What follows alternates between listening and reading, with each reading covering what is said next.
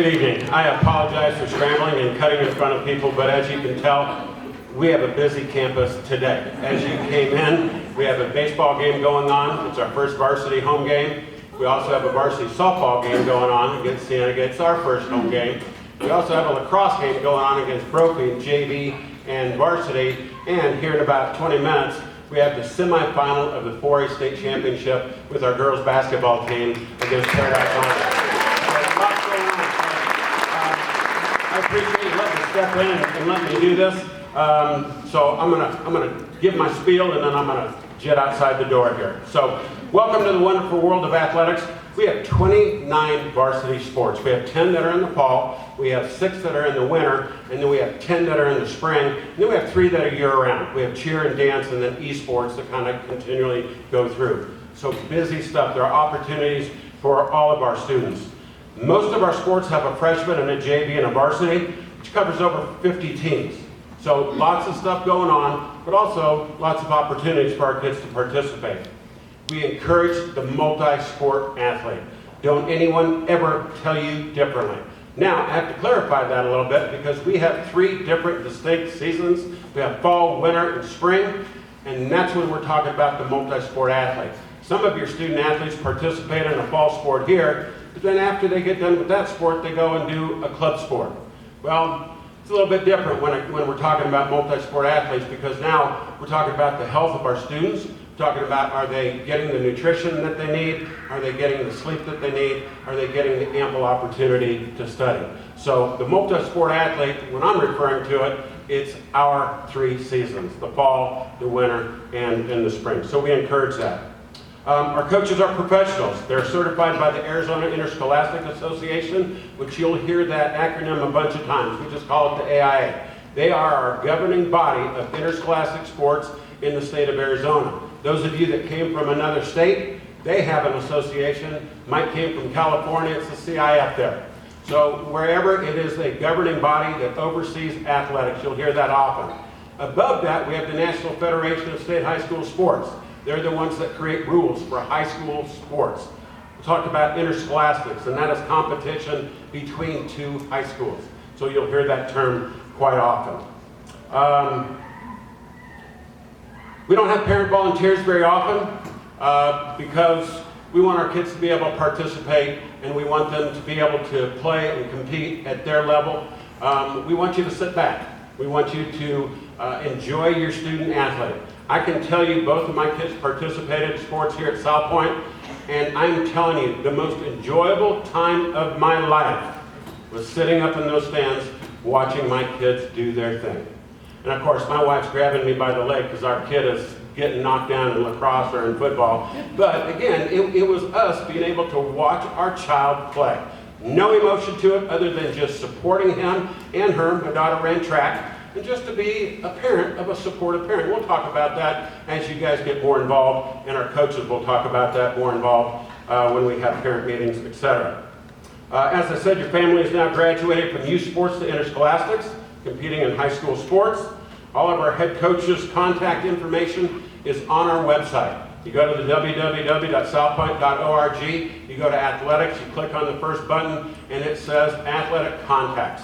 So if you have any sports-specific questions, I looked at it, I updated it today, all of their emails are on there. Please reach out to them and they can give you specific answers.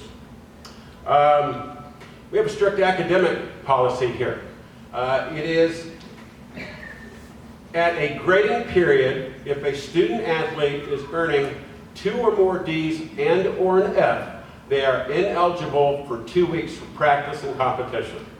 So, go to your tutors, go see your teachers for 2 weeks, and at the end of that 2 weeks, you come back regardless of what your grades are. What we found out a long time ago is that we used to go by grade period, and so there were 4.5 weeks, and if a student athlete was ineligible for 4.5 weeks, they lost their motivation. They lost that carrot, they probably lost most of their conditioning. So when they came back to their sport, they had to start all over again. That wasn't fair to our coaches, and that wasn't fair to our student athletes. So, after 2 weeks, we do it again. If you have multiple D's and or an F, you're ineligible for practice and competition, but again, in 2 weeks you come back.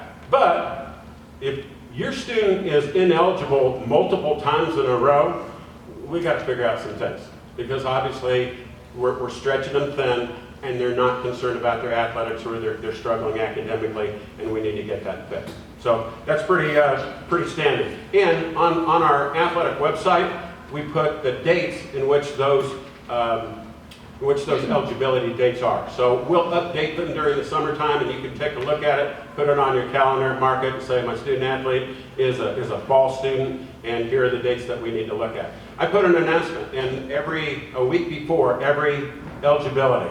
Put it in yesterday because we have a grade check on Monday. And I end it with, make sure your grades are in order, because grade check's going to come around. Teachers put their grades in at 9 o'clock on Monday morning, and if you have multiple D's and or an F, you're ineligible. Okay? In order to participate in athletics, you have to have a physical packet completed. It is on our athletic website. Our assistant athletic director, Danny Preble, has done it in detail. All you have to do is follow it. You don't turn anything into us. You upload it to a website called Register My Athlete. It goes there, and then we're able to see that. As I said, all forms can be found on our website.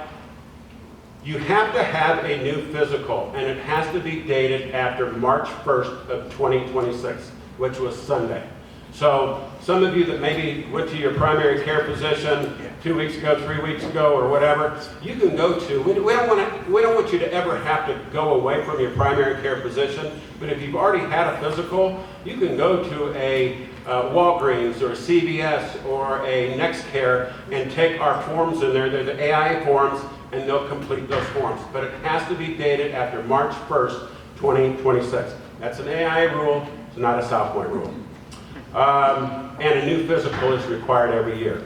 And lastly, our fall sports start on August 10th. Football starts a week earlier on August 3rd.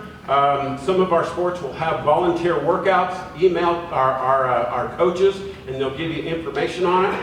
And I know you're eager to get started with your high school career. But there's two things that have to happen in order for you to participate. One, you have to graduate from 8th grade, and you have to be registered here at South Point, meaning that you have a schedule. If you have those two things, then once your school year is over with, you can participate. And our coaches know that. So if you call them and say, hey, I'm at St. Peter Paul, we don't have graduation until Saturday, but we want to come to your open gym tomorrow. You can't do that. That's an AI rule. Graduate from your high school and have a South Point schedule. Okay? I know we're throwing a lot of stuff at you at one time.